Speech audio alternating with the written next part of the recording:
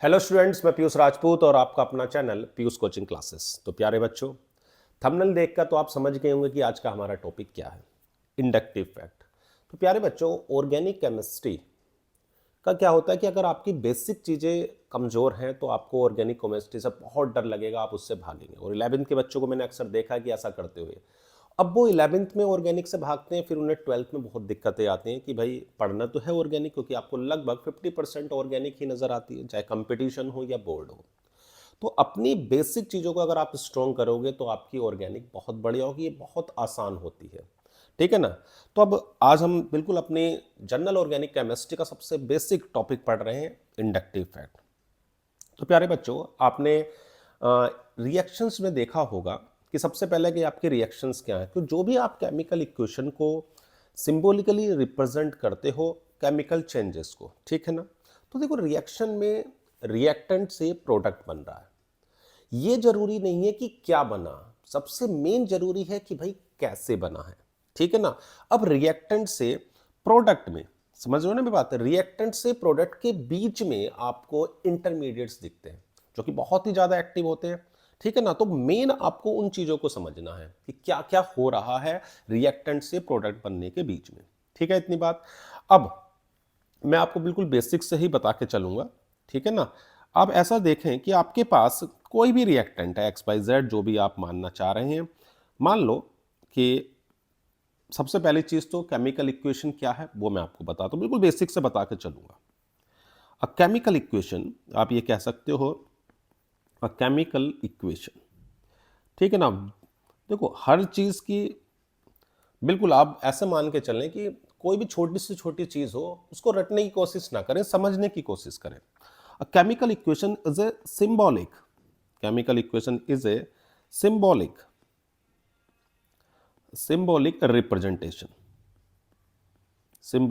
representation of chemical change। ठीक है, इतनी बात। अब किसी भी रिएक्शन के अंदर आपको क्या नजर आता है ये बताओ, कि रिएक्टेंट और प्रोडक्ट यही तो दिखाई देते हैं आपको। यानी कि अब अगर मैं कहता हूं कि एक्स वाई जेड से रिएक्शन करता है और कुछ बना रहा है, जैसे कि मान लो एक्स जेड बना दिया और ये साथ में उसने बाई दिया। ठीक है। तो ये आपके क्या हैं, तो ये आपके प्यारे बच्चों रिएक्टेंट है। ठीक है। और ये क्या है प्यारे बच्चों, तो ये आपके प्रोडक्ट है। हाँ या ना। अब जो ये रिएक्टेंट है, इसको हम दो चीजों में डिवाइड करते हैं। एक प्यारे बच्चों ये आपका होता है सबस्ट्रेट। ठीक है, क्या होता है सबस्ट्रेट। और दूसरा आपका होता है रिएजेंट। ठीक है, एक सबस्ट्रेट है और एक रिएजेंट है। रिएजेंट क्या है, जो आपकी अटैकिंग स्पीसीज होती है ना, अटैकिंग स्पीसीज, हम उसको रिएजेंट बोलते हैं। क्या होती है, जो भी आपकी अटैकिंग स्पीसीज होगी उसको हम रिएजेंट बोलेंगे। और जिस पर अटैक हो रहा है उसको हम क्या बोलते हैं, सबस्ट्रेट। ठीक है ना। द स्पीसीज, बात समझ में आ रही है अभी इन दो चीजों की, कि भाई रिएक्टेंट में दो हैं, सबस्ट्रेट है और रिएजेंट है। रिएजेंट अटैकिंग स्पीसीज है, और स्पीसीज एट विच रिएजेंट अटैक, जिस पर अटैक हो रहा है वो आपके सबस्ट्रेट है। The species eight which reagent attack. ठीक, इतनी बात। इसमें तो देखो आपको कोई दिक्कत होगी नहीं, दोनों बातें समझ में आ गई, कौन अटैक कर रहा है और किस पर अटैक हो रहा है। अब रिएक्शन में आप कैसे देखोगे कि भाई ये रिएजेंट है ये सबस्ट्रेट है, तो कुछ बेसिक बात याद रखो। जैसे मान लो किसी रिएक्शन के अंदर रिएक्टेंट में आपको ऐसा समझ लो कि ऑर्गेनिक और इनऑर्गेनिक चीजें दी हुई हैं।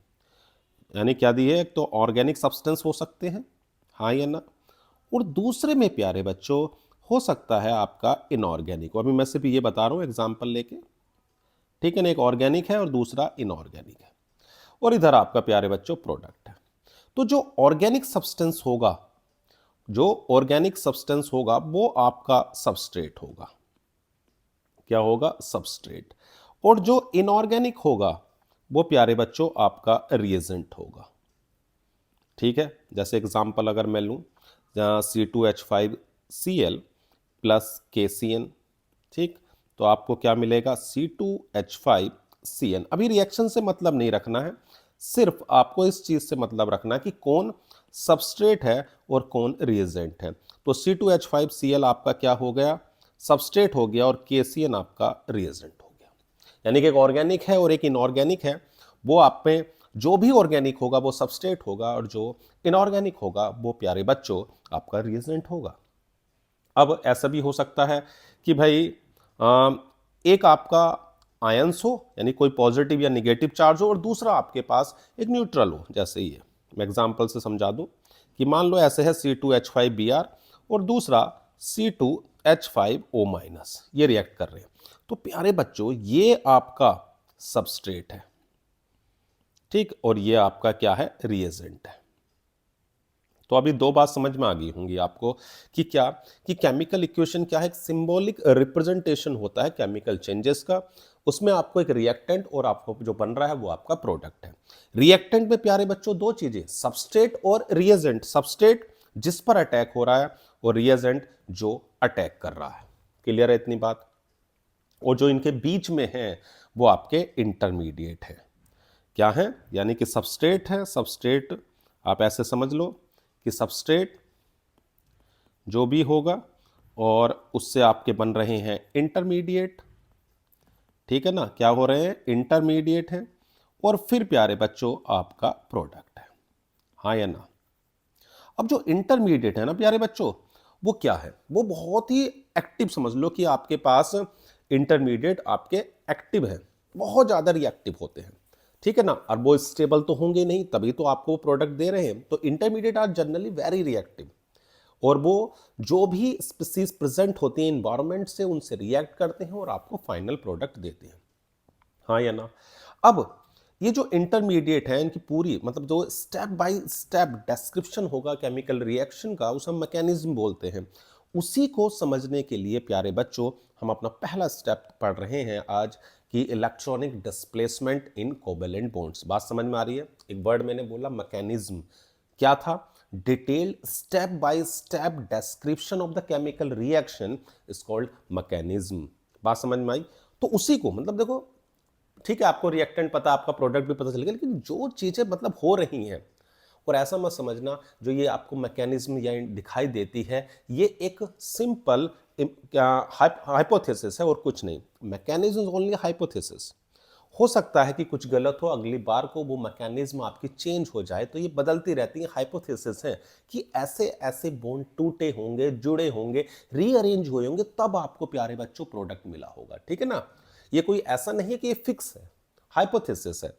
इसी को समझने के लिए हम सबसे पहली चीज आज समझ रहे हैं, अपना टॉपिक ले रहे हैं इलेक्ट्रॉनिक डिस्प्लेसमेंट। पूरी कोशिश करूंगा कि आपको हर चीज समझ में आए। Electronic displacement, electronic displacement in covalent bond, in covalent bond, ठीक है ना प्यारे बच्चों।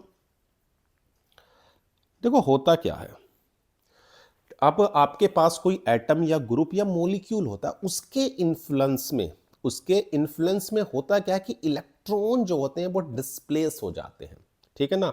इलेक्ट्रॉनों के डिस्प्लेसमेंट से क्या होगा, डिफरेंट इलेक्ट्रॉन डेंसिटी क्रिएट होंगी, जिसकी वजह से आपको कुछ इफेक्ट्स दिखते हैं। उन्हीं फैक्टर्स या उसी में हम आज सबसे पहले पढ़ रहे हैं इंडक्टिव इफेक्ट। उसमें हम इंडक्टिव इफेक्ट भी देखेंगे, अगले में हम कभी नेक्स्ट वीडियो में हम इलेक्ट्रोमैरिक या रेजोनेंस, मेसोमैरिक, हाइपर कॉन्जेशन सब पढ़ेंगे, लेकिन आज का जो हमारा मेन टॉपिक है, मेन टारगेट है, मेन मकसद है, वो है inductive effect.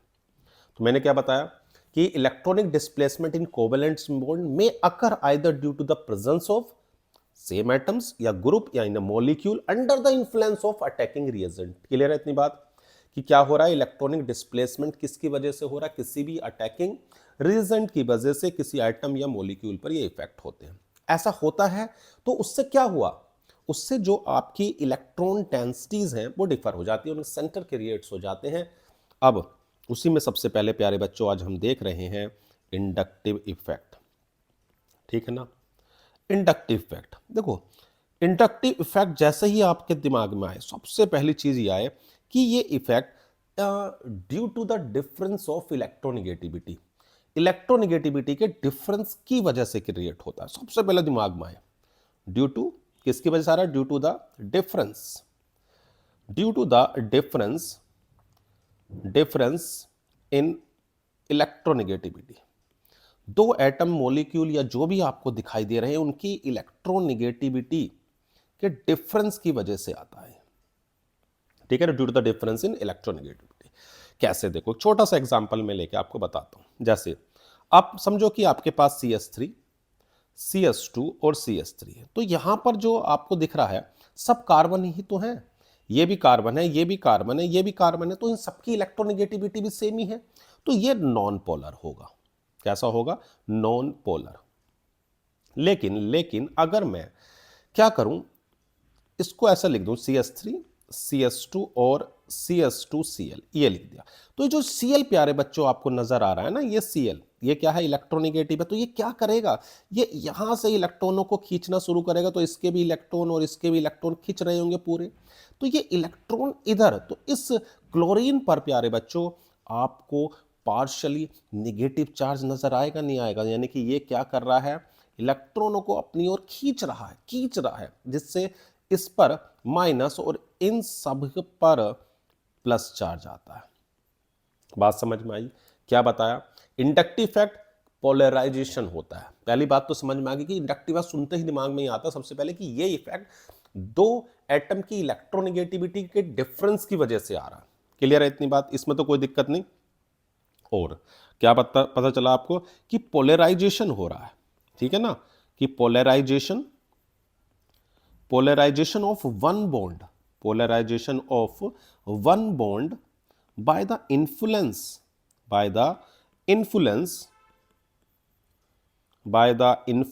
of an adjacent polar bond, adjacent polar bond or group is known as inductive effect. Clear है इतनी बात? देख लो, इसके अंदर ध्यान रखना सिर्फ सिग्मा ही बॉन्ड इंक्लूड होंगे और कोई नहीं, पाई बॉन्ड नहीं इंक्लूड, क्यों ना हो, सिर्फ सिग्मा। हो क्या रहा है कि जो भी आपके क्या नाम मोर इलेक्ट्रोनेगेटिव एलिमेंट हैं वो क्या कर रहे हैं? लेस इलेक्ट्रोनेगेटिव एलिमेंट के इलेक्ट्रॉनों को अपनी ओर क्या कर रहे हैं? खींच रहे हैं, विड्रॉ कर रहे हैं, जिसकी वजह से उन पर पार्शियल नेगेटिव चार्ज और पूरी कार्बन चेन पर आपको पार्शियल पॉजिटिव चार्ज नजर आता है। क्लियर है इतनी बात? तो और क्या याद रखोगे? जो ये इंडक्टिव इफेक्ट है ना बच्चों, ये परमानेंट इफेक्ट है। पहली बात, ये कैसा इफेक्ट है? परमानेंट। ऐसा नहीं है कि बस वो कोई रिएक्शन हो रही तो रहेगा, नहीं, परमानेंट इफेक्ट है। कैसा इफेक्ट है? परमानेंट इफेक्ट है। और ये डिस्टेंस पर भी डिपेंड करता है, जैसे जैसे डिस्टेंस बढ़ेगी ये इफेक्ट कम हो जाएगा। डिस्टेंस डिपेंडेंट है, डिस्टेंस पर डिपेंड करता है। क्या है? Distance dependent. बात समझ में आ गई? क्या आया कि भाई कार्बन चेन पर एक ऐसा एटम ग्रुप या मॉलिक्यूल जुड़ा होगा जो क्या कर रहा है? या तो इलेक्ट्रॉनों को खींचेगा, यानी कि या तो उसकी कार्बन से ज्यादा इलेक्ट्रोनेगेटिविटी होगी या कम होगी, उसकी वजह से वो क्या करेगा? इलेक्ट्रॉन को विड्रॉ करेगा या डोनेट करेगा।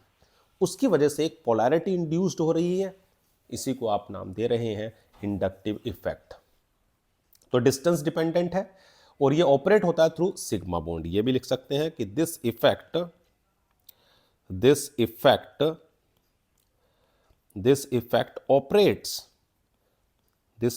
Operates through sigma bond. और ये जो इफेक्ट है ना, ये हमेशा एक सिंगल डायरेक्शन होगा। जो भी पोलराइजेशन होगा इलेक्ट्रॉन का वो हमेशा एक सिंगल डायरेक्शन में होगा। ये भी याद रखें कि polarization of electrons is always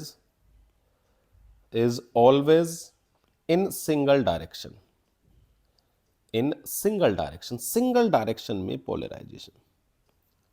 clear है इतनी बात? कोई दिक्कत तो नहीं?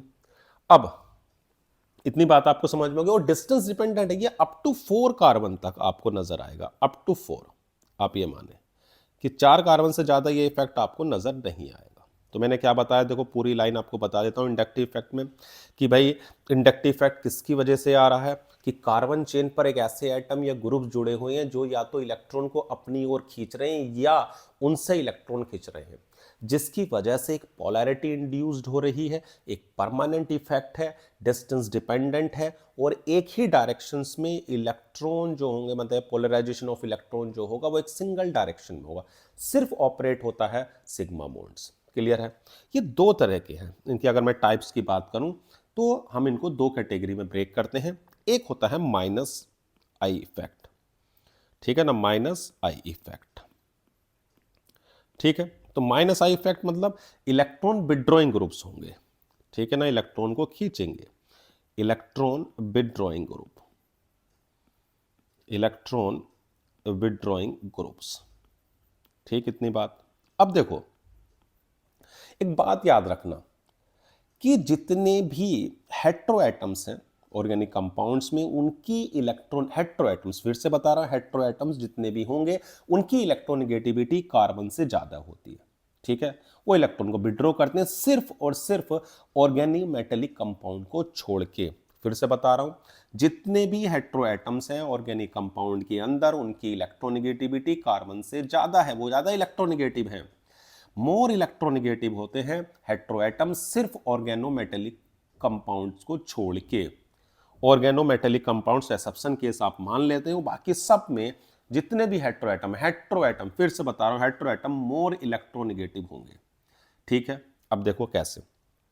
एक कार्बन चेन आपको मैं समझाता हूं, ये कार्बन चेन है, यहां पर एक ऐसा ग्रुप जुड़ा हुआ है जो कार्बन से ज्यादा इलेक्ट्रोनेगेटिव है, तो वह क्या करेगा, इलेक्ट्रॉनों को अपनी ओर खींचेगा। तो आगे वाले कार्बन से ज्यादा इलेक्ट्रॉन खींच रहे होंगे, पीछे वाले से थोड़े कम खींचेंगे, उससे पीछे वाले से और कम, और उससे पीछे वाले से और कम। तो जो खींच रहा है उस पर तो निगेटिव आ रहा है, बाकी पर जो पॉजिटिव चार्ज आ रहा है ना प्यारे बच्चों, ये कम होता चला जाएगा। क्लियर है इतनी बात? तो जो ये ग्रुप आपको नजर आया ना, ये जो एक्स है, ये इस कार्बन से ज्यादा इलेक्ट्रोनेगेटिव है। क्या है? ज्यादा इलेक्ट्रोनेगेटिव, मोर इलेक्ट्रोनेगेटिव है, जिसकी वजह से ये इलेक्ट्रॉन को विड्रॉ कर रहा है। क्लियर है इतनी बात? अब कौन कौन ये लोग होते हैं उसकी मैं आपको बता देता हूं। सबसे ज्यादा जो आपको नजर आएगा बच्चों, वो है NF3+, ये। क्लियर है इतनी बात? कौन? NF3। उसके बाद आपके पास हो सकता है NH3+ ले सकते हो, NR3+ ले सकते हो, ठीक है ना? ठीक, इसमें कोई दिक्कत तो नहीं। आप NR3+, तीसरा आपके पास है NH3+, फिर है आपके पास CF3। ठीक है, ऑर्डर आपको ऐसे ही याद रखना है। अगला आपके पास है NO2, CN, SO3H, COCl, COH, COR, फिर जितने भी हेलोजन है, फ्लोरीन, क्लोरीन, ब्रोमीन, आयोडीन, फिर उसके बाद आपका एल्कोहल है OH, फिर उसके बाद आपकी एल्कीन आती है, फिर उसके बाद आपकी बेंजीन है, ठीक है ना, और उसके बाद आपकी हाइड्रोजन है। क्लियर इतनी बात? तो माइनस आई इफेक्ट मैंने आपको क्या बताया कि भाई जो भी सिर्फ एक को छोड़ के, ऑर्गेनोमेटेलिक कंपाउंड्स को छोड़ के, जितने भी आपको हेट्रोएटम नजर आएंगे सब कार्बन से ज्यादा इलेक्ट्रोनेगेटिव है। ठीक है ना, बता लिख दे रहा हूं मैं, सिर्फ किसे छोड़ के? ऑर्गेनोमेटेलिक कंपाउंड्स, इसको छोड़ के, ये याद रखना। जितने भी हेट्रोएटॉमिक है ऑर्गेनिक मेटेलिक कंपाउंड्स को छोड़ के, बस यही एक ऐसा है जो आपका कार्बन से ज्यादा इलेक्ट्रोनेगेटिव नहीं है। बाकी सब ज्यादा इलेक्ट्रोनेगेटिव है तो इलेक्ट्रॉनों को खींचेंगे, तो कार्बन चेन पर आपको पार्शियल पॉजिटिव चार्ज और उस ग्रुप या आइटम या मॉलिक्यूल पर नेगेटिव चार्ज दिखेगा। क्लियर होगी इतनी बात? चलो, अब अगर मैं बात करूं प्लस आई की, चलो भाई प्लस आई इफेक्ट भी देख लेते हैं। तो प्लस आई इफेक्ट में क्या होगा? उल्टा होगा, मतलब जो कार्बन चेन थी उस पर एक ऐसा ग्रुप जुड़ा होगा जो इससे लेस इलेक्ट्रोनेगेटिव है। ठीक है ना, तो इस बार इलेक्ट्रॉन कौन खींच रहा होगा? कार्बन। इलेक्ट्रॉन कौन खींच रहे हैं? कार्बन। तो कार्बन चेन पर प्यारे बच्चों आपको नेगेटिव, और जो ग्रुप है उस पर आपको पॉजिटिव चार्ज दिखेगा। क्लियर है इतनी बात?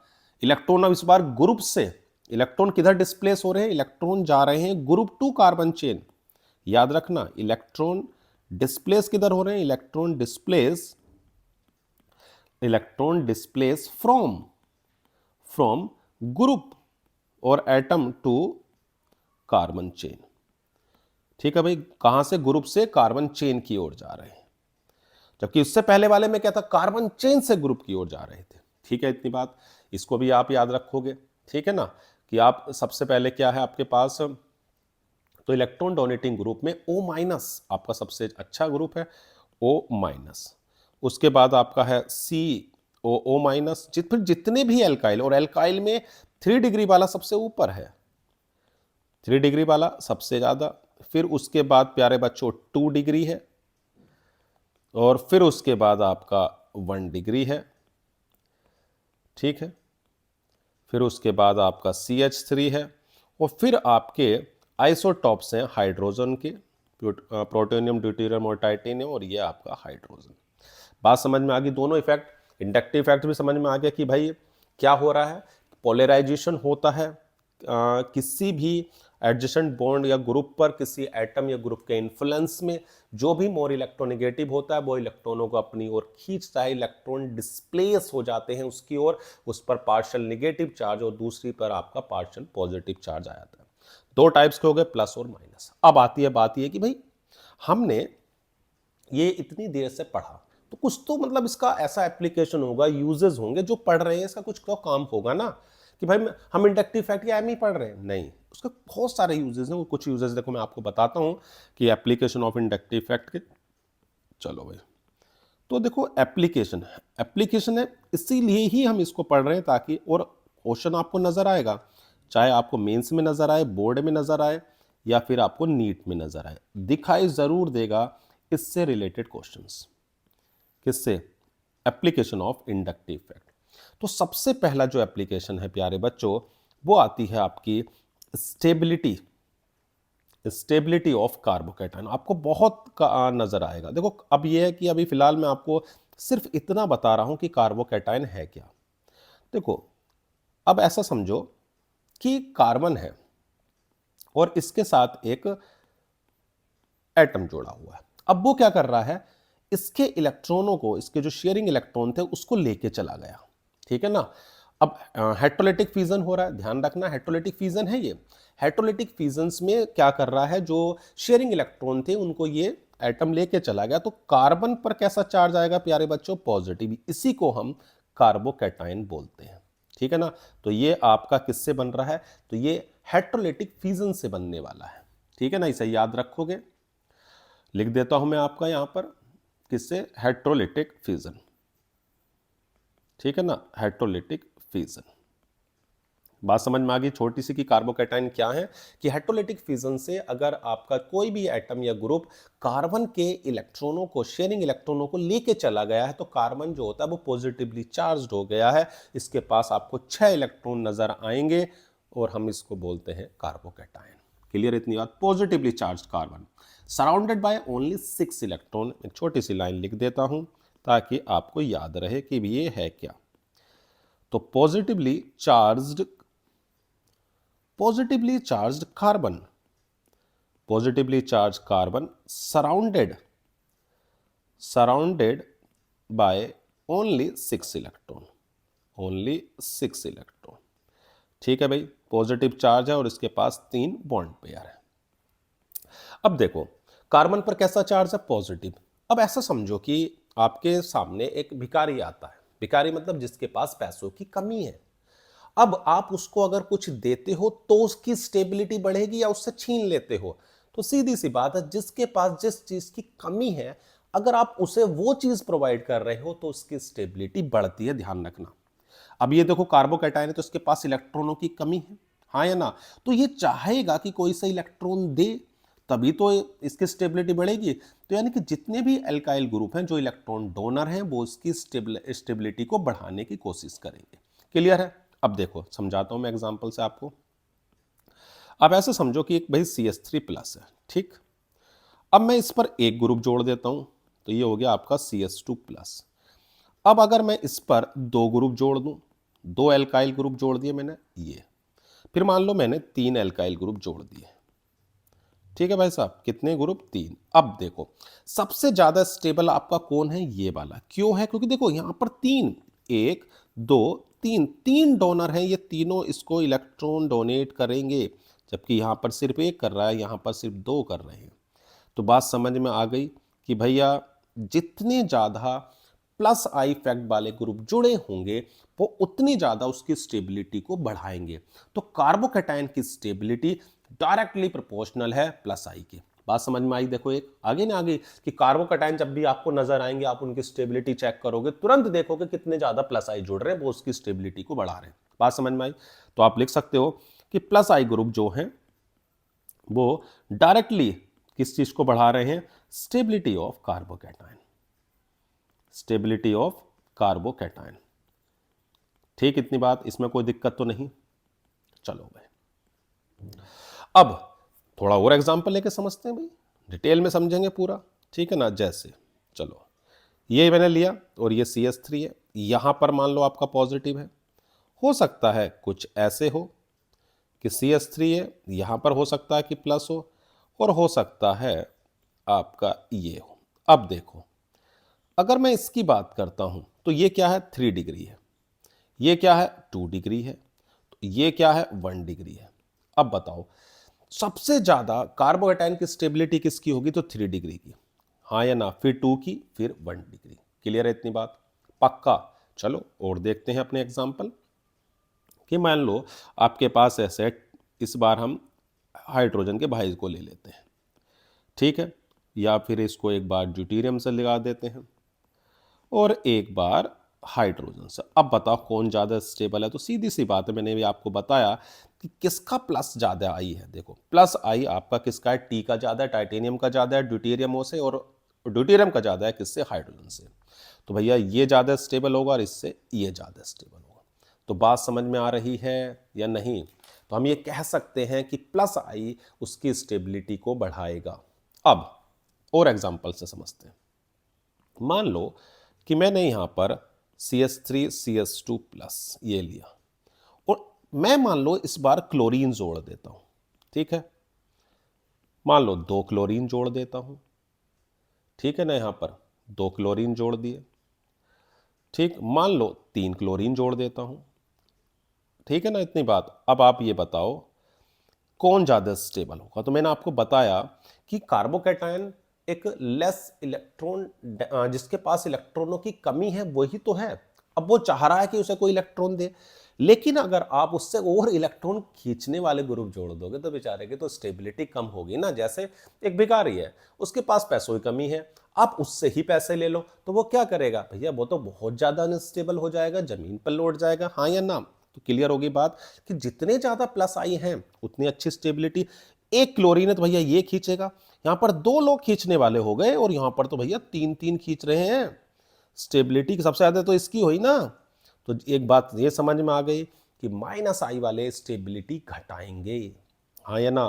तो जितने ज्यादा माइनस आई वाले ग्रुप होंगे उतनी कार्बोकैटायन की स्टेबिलिटी कम होगी। बात समझ में आई कि minus I group stability of carbocation inversely proportional है, कि जितने ज्यादा माइनस आई ग्रुप उतनी कम स्टेबिलिटी कार्बोकैटायन की। बात समझ में आ रही? चलो और कोई नहीं, एग्जांपल और बताता हूं मैं आपको, बहुत एग्जांपल है हमारे पास। जैसे NO2 से जोड़ दिया CH2 प्लस, ठीक है भाई, Cn को जोड़ देते हैं CH2 प्लस, Cl को जोड़ देते हैं CH2 प्लस।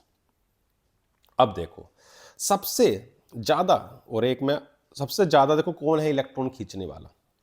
तो सबसे ज्यादा जो NO2 है वो इलेक्ट्रॉन खींचने वाला है, नहीं है? तो जितने ज्यादा इलेक्ट्रॉनों को खींचेगा उसकी स्टेबिलिटी उतनी ही कम होगी। तो इसमें तो सबसे ज्यादा कौन खींच रहा है? NO2, ये वाला, हाँ या ना? वही जितना ज्यादा इलेक्ट्रॉनों को खींचेगा बेचारे की स्टेबिलिटी और कम, तो इससे ज्यादा Cn की होगी और इससे ज्यादा Cl की होगी। क्लियर है इतनी बात? इसमें तो कोई दिक्कत वाली बात नहीं। और एक एग्जांपल और देता हूं बढ़िया सा, कि आप ऐसा सोचो कि भाई डिस्टेंस वाला एग्जांपल तो नहीं आया ना, जैसे बिल्कुल इसके पास में जोड़ दिया और एक में मान लो थोड़ा सा दूर जोड़ देते हैं, यहां जोड़ दिया NO2 को, एक में मान लो और थोड़ा सा दूर जोड़ देते हैं। तो अब बताओ कौन ज्यादा इलेक्ट्रॉन खींचेगा, तो मैंने बताया कि इंडक्टिव इफेक्ट डिस्टेंस डिपेंडेंट है, तो भाई सबसे ज्यादा तो ये वाला खींचेगा ना, भाई ये NO2 सबसे ज्यादा खींचेगा, तो भैया सबसे सबसे ज्यादा जो -I मैक्स है वो इसका है। मैंने बताया कि इंडक्टिव इफेक्ट -I, कार्बोकैटायन की स्टेबिलिटी घटा रहा तो इससे ज्यादा स्टेबल ये और इससे ज्यादा स्टेबल ये होगा।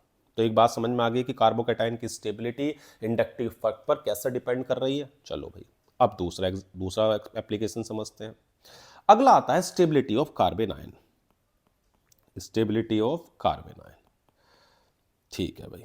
अब ये है क्या, पहले थोड़ी सा इसे समझते हैं, फिर इसके इफेक्ट्स को भी देखते हैं। तो पिछली वाले में मैंने बताया था कि भाई कोई उसके इलेक्ट्रॉनों को लेके चला गया, शेयरिंग इलेक्ट्रॉन को, किसके, कार्बन के, इस बार छोड़ के चला जाए, तो जब छोड़ के जाएगा तो इस कार्बन पर कैसा चार्ज आ जाएगा, तो निगेटिव। इसको बोलते हैं हम क्या, कार्बन आयन। ठीक है, कार्बन आयन क्या है कि निगेटिवली चार्ज्ड है। कार्बन आयन क्या है, तो एक आपका निगेटिवली चार्ज्ड कार्बन है, सराउंडेड बाय तीन तो इस पर बॉन्ड पेयर है और एक इस पर लोन पेयर है, हाँ या ना। तो negatively charged carbon surrounded by three bond pairs and one lone pair, और इसके पास इलेक्ट्रॉन क्या है, ज्यादा है। क्लियर है, इस बार इलेक्ट्रॉन की कमी नहीं है, ठीक है ना। अब इसकी स्टेबिलिटी की बात करते हैं। देखो, कार्बन आयन की सीधी सीधी सी बात है कि जितने ज्यादा इससे खींचने वाले होंगे, मतलब ऐसा है ना कि जिसके पास मान लो बहुत ही अथाह पैसा है, ठीक है, और बहुत ज्यादा उस पर और ज्यादा आ जाए, और ज्यादा आए, तो उसकी स्टेबिलिटी बढ़ेगी या घटेगी, तो घटेगी भाई, घटेगी। पहले वो एक गाड़ी में घूमता, तब 100 गाड़ियों में घूमेगा, 1000 गाड़ियों में ऐसे घूमता फिरेगा। कहने का मतलब है जिसके पास जो है, अगर आप उससे वो चीज लोगे तो उसकी स्टेबिलिटी बढ़ती है। क्लियर इतनी बात। तो इसके पास तो इलेक्ट्रॉन है, अगर मैं इससे इलेक्ट्रॉनों को खींचूं तो इसकी स्टेबिलिटी क्या होगी, बढ़ेगी। तो आप क्या करो, -I जितने ज्यादा जोड़ोगे उसकी स्टेबिलिटी उतनी बढ़ेगी, लेकिन +I क्या करेंगे, उसे इलेक्ट्रॉन देंगे तो उसकी स्टेबिलिटी को घटा देंगे। बात समझ में आई। चलो एग्जांपल से समझते हैं कि मान लो आपके पास है CH3-, फिर मैंने इस पर एक और +I जोड़ दिया, चलो भाई ये हो गया, इस पर मैंने एक और जोड़ दिया, ठीक है ना, इस कार्बन आयन पे और एक और जोड़ दिया। अब बताओ, जितने ज्यादा डोनर होंगे उतनी कम स्टेबिलिटी होगी। तो सबसे ज्यादा स्टेबल कौन है इस बार, ये, फिर कौन है ये, फिर कौन है ये। क्लियर है इतनी बात। तो एक बात क्या समझ में आई कि भैया जो भी +I वाले ग्रुप हैं वो कार्बन आयन की स्टेबिलिटी को घटाते हैं। बात समझ में आ गई। Stability of carbon ion, clear है इतनी बात, कोई दिक्कत तो नहीं कि कार्बन आयन की स्टेबिलिटी इनवर्सली प्रोपोर्शनल है किसके, +I के। चलो अब -I वालों को देखें, जैसे CH3- है, इस पर मैंने क्या करा, एक ग्रुप जोड़ देते हैं। चलो भाई, CH2 यहां लगा दिया, Cl-। अब 2 जोड़ दिए, कितने जोड़ दिए, 2, ठीक है, 3 जोड़ दिए। अब बताओ कौन ज़्यादा स्टेबल होगा, तो जितने ज़्यादा विदड्रॉइंग ग्रुप होंगे वो उसकी स्टेबिलिटी को बढ़ाएंगे। ये क्या आएगा, भैया मैं खींच रहा हूँ, ये कह रहा है भैया 2 लोग खींच रहे हैं, इसमें हो सकता है कि भैया कहें कि हम 3 लोग खींच रहे हैं। तो सबसे ज़्यादा स्टेबल तो ये हुआ, फिर उसके बाद ये हुआ, और सबसे कम ये हुआ। चलो और देख लेते हैं एग्जाम्पल अपना कि भाई हमारे पास है NF3 ले लेते हैं। चलो NF3+ ले लिया और इसको जोड़ दिया है CH2 अगला मैं CF3 ले लेता हूं, उसको जोड़ दिया है, ठीक, और मान लो कि Cn। अब ये बताओ, इन सब हैं तो सबके सब कैसे, -I, लेकिन इन -I में सबसे तगड़ा कौन था, NF3। तो भैया NF3 तगड़ा है तो वो सबसे ज्यादा स्टेबिलिटी को बढ़ाएगा। क्लियर है इतनी बात। चलो और देख लेते हैं कि भाई फ्लोरीन ले लेते हैं, CH2-, क्लोरीन ले लेते हैं, ठीक, ब्रोमीन ले लेते हैं, और आयोडीन ले लेते हैं। क्लियर है इतनी बात। अब बताओ सबसे अच्छा कौन है विड्रॉइंग? तो फ्लोरीन है, तो भैया फ्लोरीन ज्यादा खींचेगा, फिर क्लोरीन, फिर ब्रोमीन और फिर आयोडीन। क्लियर इतनी बात? चलो अब डिस्टेंस भी देख लेते हैं, आसपास जोड़ देते हैं, क्लोरीन को पास में जोड़ दिया, फिर एक बार केस में क्लोरीन को दूर जोड़ देते हैं, फिर थोड़ा सा और दूर जोड़ देते हैं। अब बताओ जितना पास होगा उतने ज्यादा खींचेगा, क्योंकि डिस्टेंस डिपेंडेंट है। तो सबसे पास कौन है? तो भैया सबसे पास ये है, तो ये ज्यादा खींचेगा। ये थोड़ा दूर हो गया, ये और दूर हो गया, तो जितना दूर उतना कम इफेक्ट हो जाएगा। बात समझ में आई? क्लियर है? एक चीज का और ध्यान रखना कि अगर आपके पास कुछ ऐसे है CH3 CH2 माइनस, अगला मैं डबल बॉन्ड ले लूं CH2 double bond CH minus और फिर ट्रिपल बॉन्ड, तो एक बात का ध्यान रखना, ट्रिपल बॉन्ड यानी कि sp हाइब्रिडाइज्ड होता है और डबल बॉन्ड आपका sp2 है और ये आपका सिंगल बॉन्ड यानी कि sp3 है। जितना देखो इसमें अगर मैं s% की बात करूं तो ये 25 है, इसमें प्यारे बच्चों अगर मैं s% की बात करूं तो 33.3 है, और अगर मैं इसमें s% की बात करूं तो प्यारे बच्चों ये 50% है। अब बताओ सबसे ज्यादा s करेक्टर जिसमें होगा, ध्यान रखना, जितना ज्यादा s करेक्टर उतना न्यूक्लियस के पास, और जितना न्यूक्लियस के पास उतना ज्यादा इलेक्ट्रॉन को खींच के रखेगा, हाँ या ना? तो ध्यान रखना जितना ज्यादा s करेक्टर होता है उतनी हाई इलेक्ट्रोनेगेटिविटी होती है, और जितना p करेक्टर होता है उतनी ज्यादा लॉन्गेटिविटी होती है। क्लोजनेस s% से बढ़ती है, याद रखोगे, जितना ज्यादा s करेक्टर उतनी ज्यादा क्लोजनेस, उतनी ज्यादा इलेक्ट्रोनेगेटिव।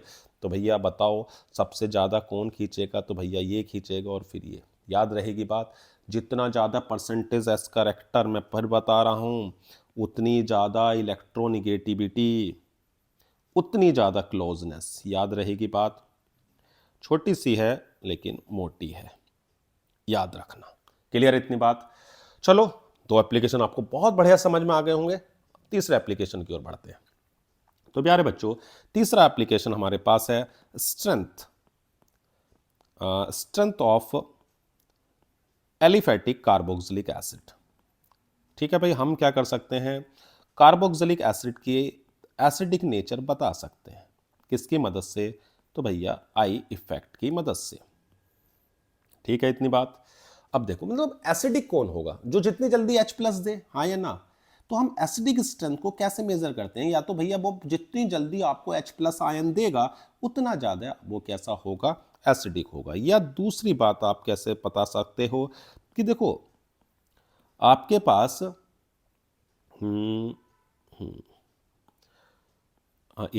और ये H+, कि एसिडिक स्ट्रेंथ को हम मेजर कर सकते हैं by the position of equilibrium of ionization in water. Clear है इतनी बात? नहीं आई? कोई बात नहीं, बस ये सोचो कि अगर किसी ने H+ दिया, किसी ने H+ दिया, तो जो बनता है उसे हम कॉन्जुगेट बेस बोलते हैं।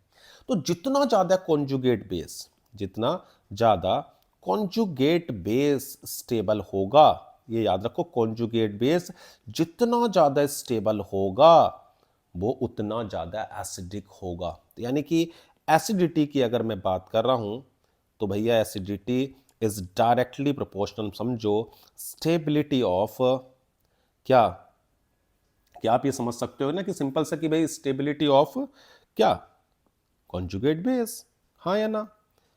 क्लियर है बात या नहीं बताओ? स्टेबिलिटी ऑफ कॉन्जुगेट बेस, छोटी सी बात है कि भाई कॉन्जुगेट बेस जितना ज्यादा स्टेबल उतना ज्यादा आपके एसिडिक नेचर, हाँ या ना?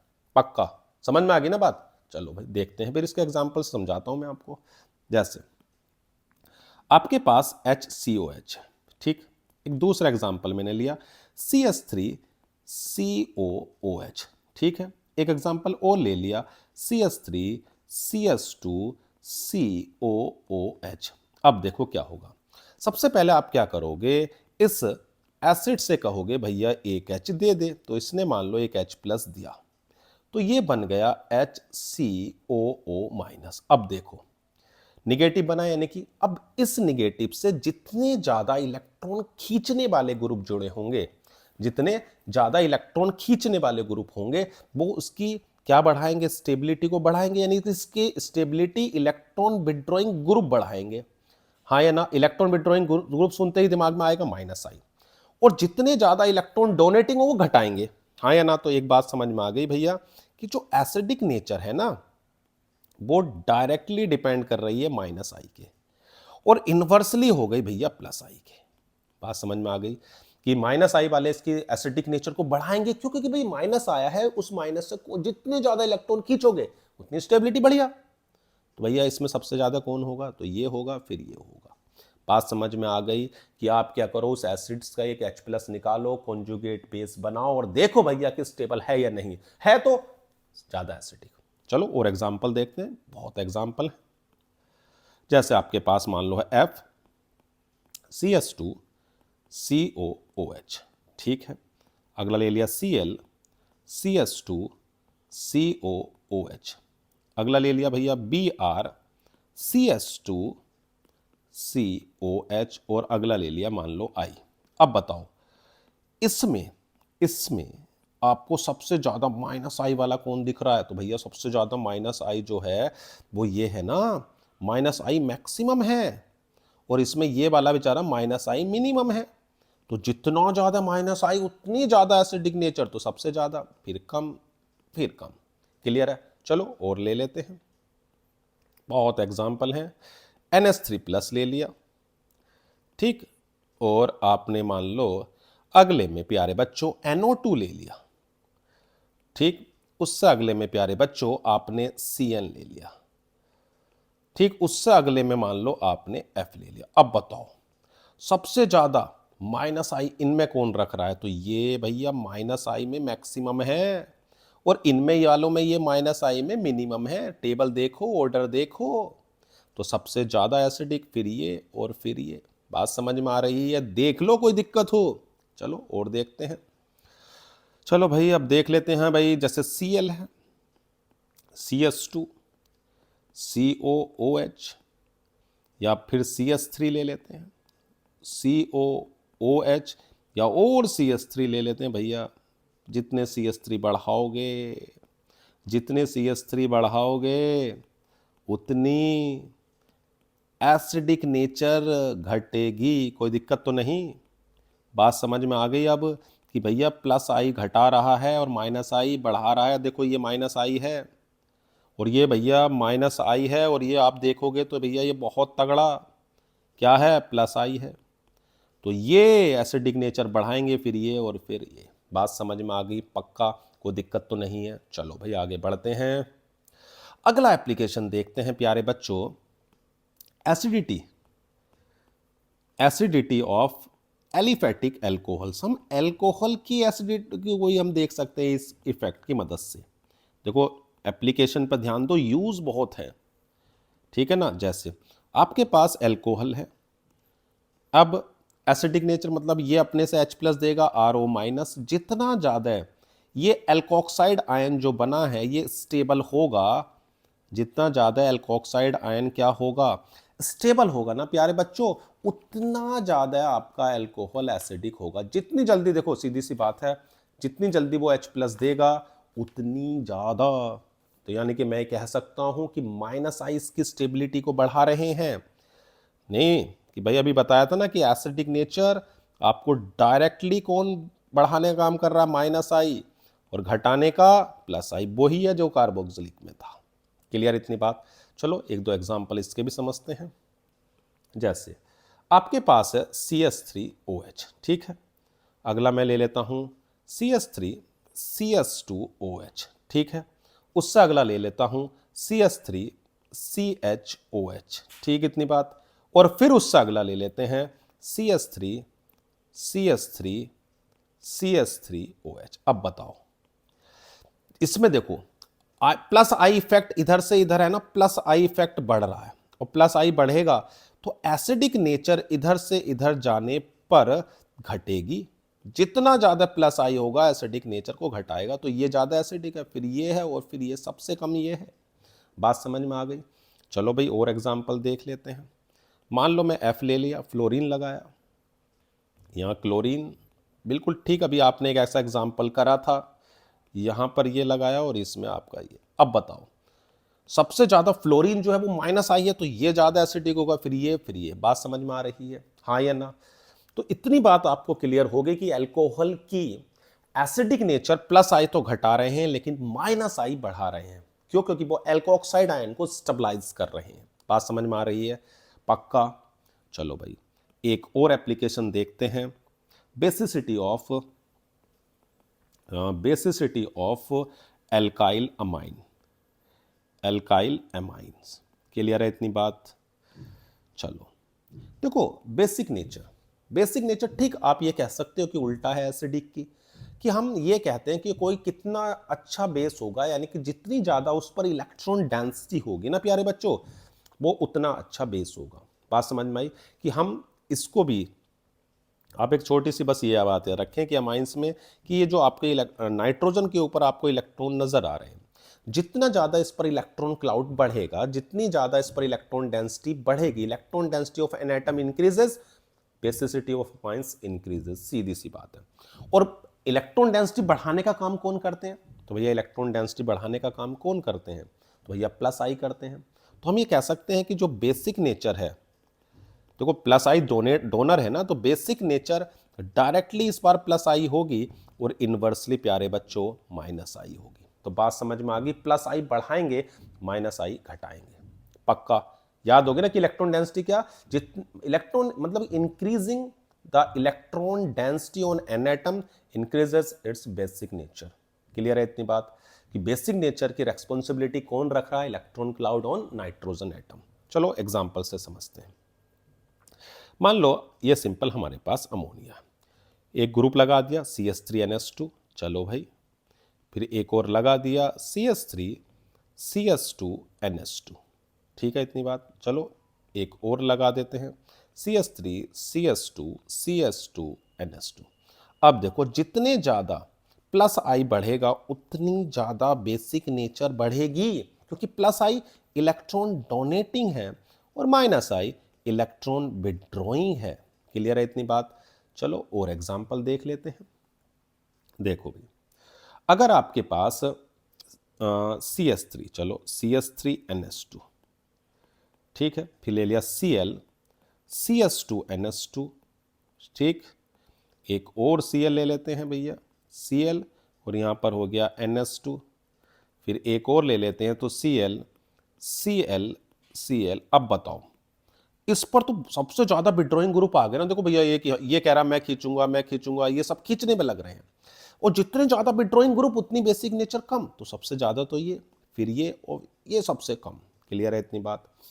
और अगर आप ऐसा सोचो कि NH3+, इसे जोड़ देते हैं भैया CH2NH2, बहुत सही, तो उसके आगे हो गया CF3 CH2NH2, ठीक है। चलो एक और ले लेते हैं CN वाला CN CH2NH2, ठीक। अब देखो सबसे ये वाला जो है ये तो सबसे स्ट्रॉन्ग आपका माइनस आई है, हाँ या ना, और ये आपका इसमें सबसे कम है, ठीक। तो सबसे ज्यादा इलेक्ट्रॉन खींचेगा, इसलिए सबसे कम बेसिक नेचर रखवाएगा। पक्का। चलो और एग्जांपल समझते हैं कि मान लो आप फ्लोरीन को जोड़ देते हो, या प्यारे बच्चों आप क्लोरीन को जोड़ रहे हो, या प्यारे बच्चों आप ब्रोमीन को जोड़ रहे हो, या प्यारे बच्चों आपने आयोडीन लिया। अब बताओ जो आयोडीन है वो सबसे कम इसमें माइनस आई रख रहा है, फ्लोरीन का सबसे ज्यादा है। तो मैंने आपको समझाया था जो जितना ज्यादा विड्रॉ करेगा उसकी बेसिक नेचर उतनी कम होगी, तो आयोडीन की सबसे ज्यादा है, फिर उसके बाद ब्रोमीन, और फिर सबसे लास्ट में क्लोरीन और फ्लोरीन है। क्लियर? एक एग्जाम्पल और देख लेते हैं भैया, पढ़ते हैं आगे। CH3NH2, ठीक, उसके बाद CH2 डबल बॉन्ड NH, फिर उसके बाद आपका ले लेते हैं भैया CH ट्रिपल बॉन्ड N। तो अगर आप देखो तो यहां पर sp3 हाइब्रिडाइज्ड है, यहां पर sp2 है, और यहां पर sp है। मैंने बताया था जितना ज्यादा परसेंट s करेक्टर होगा उसकी इलेक्ट्रोनेगेटिविटी उतनी ज्यादा। तो भैया ये सबसे ज्यादा, फिर ये, और फिर सबसे कम। क्लियर है इतने? जितना ज्यादा एस कैरेक्टर बढ़ेगा बेसिसिटी डिक्रीज होगी। ये लाइन याद रखना क्या, कि percentage S character, percentage x character increases, percentage S character increases, basicity basicity decreases. Clear है इतनी बात? कोई दिक्कत तो नहीं? चलो एक और आपको एग्जाम्पल दे देता हूँ मैं, ठीक है। ये आपके पास है, एक और आपके पास है, ये डबल बॉन्ड है यहाँ पर। अब बताओ कौन ज़्यादा होगा? तो सीधी सी बात है, ये आपका sp3 है और ये प्यारे बच्चों sp2 है, तो ज़्यादा तो यही होगा, क्योंकि मैंने बताया जितना ज़्यादा एस कैरेक्टर उतनी कम बेसिसिटी। क्लियर है? पक्का देख लो, कोई दिक्कत हो तो देखो बताओ। अब एक छोटा सा एग्जाम्पल मैं आपको दे रहा हूँ, आपको इसका मेरे को आंसर बताओगे कि इन में सबसे ज़्यादा बेसिक कौन है। बताना मेरे को कमेंट में करके, ठीक है, बिना किसी चीटिंग के आप खुद की मेहनत से इसके आंसर को बताओगे कि इनमें कौन सबसे ज़्यादा बेसिक है। ठीक है ना? इसे आप ए ले लो, इसे बी ले लो, इसे सी और इसे डी। ठीक है ना प्यारे बच्चों? तो आप बताओ इनका बेसिक नेचर सबसे ज़्यादा किसका है। आपको कमेंट में आंसर लिखें, मेहनत से बताएं। और प्यारे बच्चों, अगर आपको हमारी वीडियो अच्छी लग रही है, कुछ भी आपको भी इंफॉर्मेशन मिल रही है हमारी वीडियो की मदद से, तो आप हमारे चैनल को सब्सक्राइब करें, वीडियो को लाइक करें, शेयर करें। Thank you.